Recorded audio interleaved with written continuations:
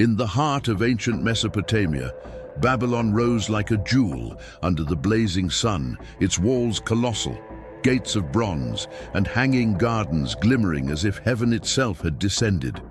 On a golden throne, supported by stone lions, sat Nebuchadnezzar, King of kings, ruler of nations, whose word was law and whose glory seemed eternal.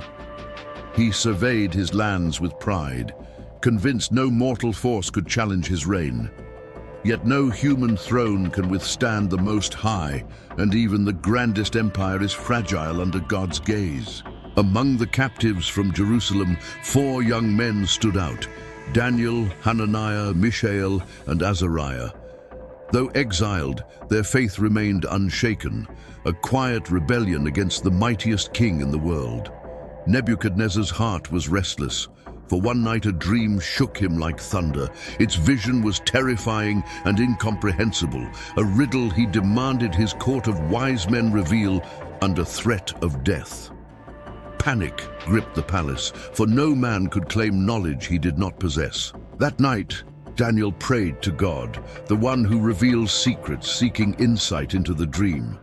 Visions unfolded before him, showing not only the fate of kings, but the destiny of empires. Babylon's greatest sovereign was about to face judgment that would test pride, faith, and obedience. In the morning, Daniel appeared before the king. The palace was silent, anticipation heavy in the air. "Can you tell me what I dreamed?" demanded Nebuchadnezzar. Daniel, humble yet resolute, replied, "No mortal wisdom can reveal this, O king, but God in heaven unveils secrets." He began to recount the vision: a statue with a head of gold, chest and arms of silver, belly and thighs of bronze, legs of iron, and feet partly iron and clay. A stone, not cut by human hands, struck the statue, shattering it. The fragments were carried away by the wind, and the stone became a mountain filling the whole earth. Nebuchadnezzar's heart trembled. Awe and fear wrestled within him, yet pride stirred. The king's story was about to unfold from the pinnacle of glory into the depths of madness, and the lessons of humility, divine justice, and restoration would be written for all generations. The walls of Babylon towered over the desert like sentinels, reflecting the might of an empire that seemed eternal. Golden towers rose to the sky, bronze gates glimmered in the sun, and disciplined soldiers marched in precise rhythm. The Euphrates cut through the city like a silver serpent, bringing life and grandeur to every corner. In the palace, Nebuchadnezzar's eyes roamed over the treasures of his kingdom, and his heart swelled with pride. "Who dares challenge the power of Babylon?" he thought. Beyond the splendor, exiles from Jerusalem wept quietly, their faith unseen but unbroken. Among them, Daniel and his friends were chosen to serve in the royal court, representing hope in captivity. They were a living reminder that even in exile, the Most High governs all events. The king's court was filled with advisors, magicians, and soothsayers, yet none could interpret the dream that tormented him. Fear spread like wildfire through the palace. Daniel, however, trusted in God, understanding that human wisdom was limited, but divine insight revealed the mysteries of heaven. This was a moment of tension between the arrogance of kings and the sovereignty of God. The Most High would demonstrate that earthly power is temporary and pride is a dangerous companion. The events that followed would test faith, patience, and humility. From golden halls to quiet moments of prayer, the narrative of Nebuchadnezzar unfolded. A tale of glory, pride, divine warning, and ultimate restoration. Every vision, every decree, and every act of defiance was a step toward the humbling of a king and the exaltation of the God of heaven.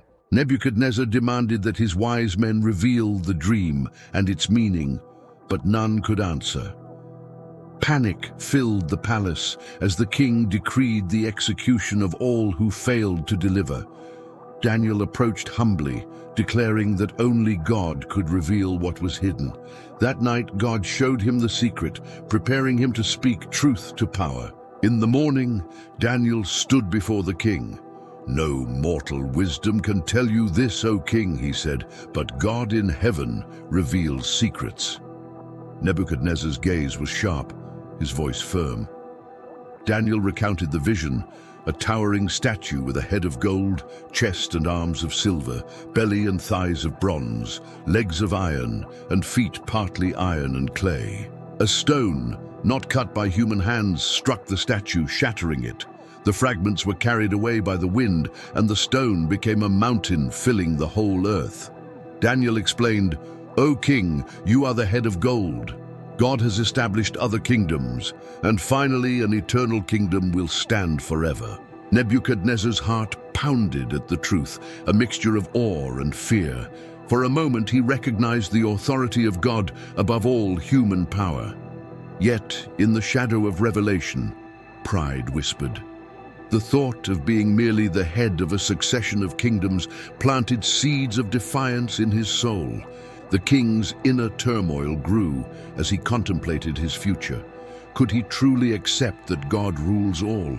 Could he trust the unseen hand guiding history? Even as Daniel bowed, the weight of prophecy pressed on the palace, setting the stage for the trials that would follow. The lesson was clear: no earthly power is eternal, and the Most High governs all. Pride leads to downfall, but humility opens the door to restoration. Nebuchadnezzar's journey had begun, a tale of glory and madness intertwined. Driven by pride, Nebuchadnezzar decided to erect a colossal statue, golden and dazzling, far beyond anything his kingdom had ever seen. Every block reflected the sun's brilliance, every surface polished to perfection. Music echoed through the streets as citizens gathered to witness his command. The king demanded universal worship, declaring that those who failed would be thrown into a blazing furnace. 3 young men, Hananiah, Mishael, and Azariah, refused. Their eyes remained on heaven, unwavering in faith. Soldiers dragged them to the throne as the king's anger roared like a storm. "Bow or burn," Nebuchadnezzar thundered, but their courage did not waver. "Our God can save us," they declared, "but even if he does not, we will not serve your gods or worship your image." The furnace roared to life, flames licking the sky. Citizens trembled, certain death had come. Yet as the soldiers threw them into the fire, a miracle unfolded. A 4th figure, radiant and divine, walked among them unharmed. Smoke and heat could not touch their bodies, and their faith shone brighter than the flames. Nebuchadnezzar staggered back, awe and terror warring within him. "Did I not throw 3 into the fire?" he exclaimed. Yet there were 4 unharmed. He fell to his knees, proclaiming the power of their God. The city watched in silence, and murmurs spread like wildfire. The Most High reigns. This event marked the first crack in the king's pride. He had witnessed the divine hand intervene, yet his heart still wrestled with vanity. The story of courage, faith, and miraculous preservation would echo for generations, teaching all that obedience to God surpasses the might of kings. Nebuchadnezzar's fascination and fear intertwined. The splendor of Babylon now mingled with awe of the unseen.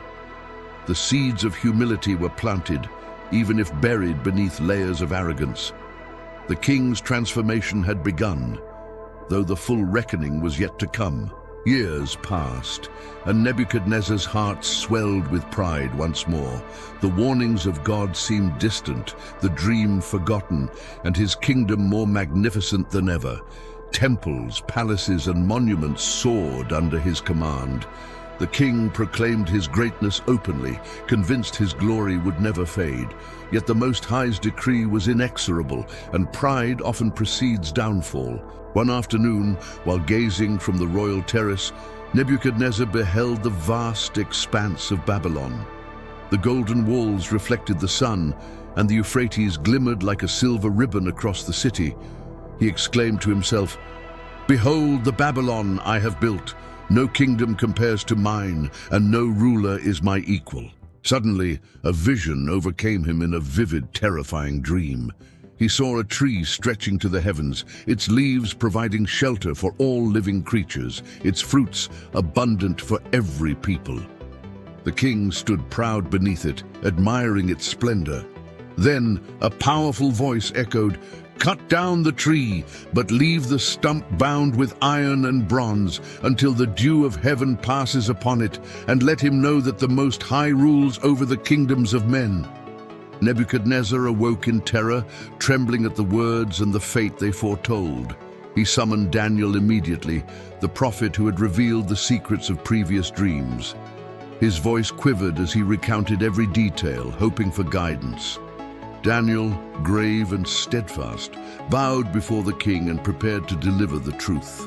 "The tree you saw is you, O king," Daniel declared. "Your dominion has spread over all the earth, your glory reaches the heavens. But the Most High will humble you, and you shall live with the beasts of the field, eating grass like oxen, and the dew shall fall upon you until you recognize that the Most High rules over all." Nebuchadnezzar's mind recoiled at the prophecy. Pride battled with fear as he considered the humiliation awaiting him. Daniel counseled the king to practice justice and show mercy, yet the prideful heart of a monarch is not easily tamed. The king tried to suppress his dread, returning to royal duties, but the shadow of the vision lingered, like a storm on the horizon. The seeds of humility and madness were sown. Babylon's greatest sovereign would soon be stripped of his glory, forced to confront the fragility of human power and the eternal dominion of God. The prophecy's fulfillment was inevitable, and the world awaited the drama of a king brought low. The prophecy began to unfold. One morning, as the sun rose over Babylon, Nebuchadnezzar's reason faltered. He roamed the palace halls, speaking in madness, imagining himself as one with the beasts.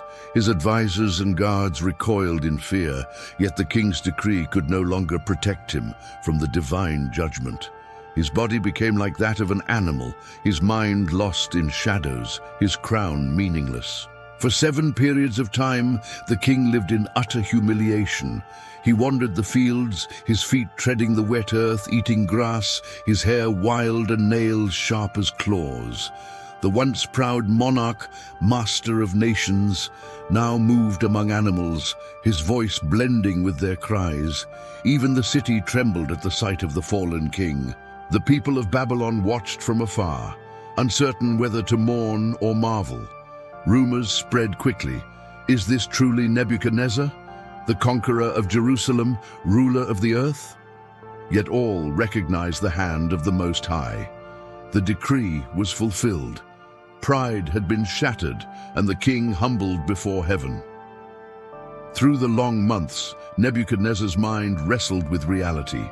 Memories of splendor and triumph clashed with his animal-like existence.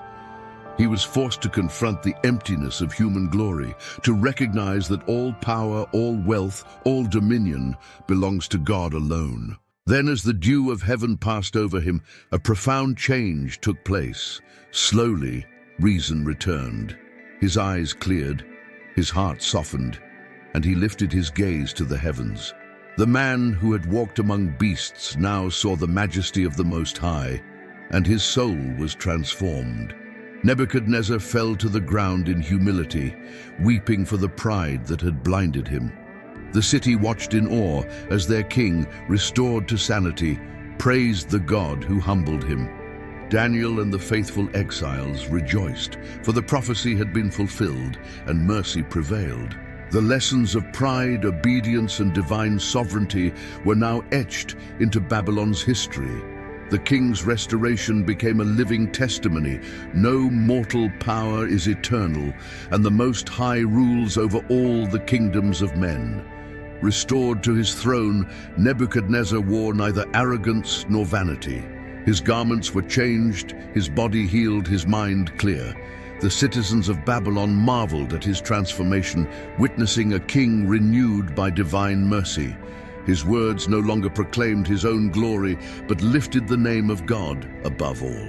He summoned his officials and issued a decree throughout the empire. Let it be known that the Most High rules over the kingdoms of men.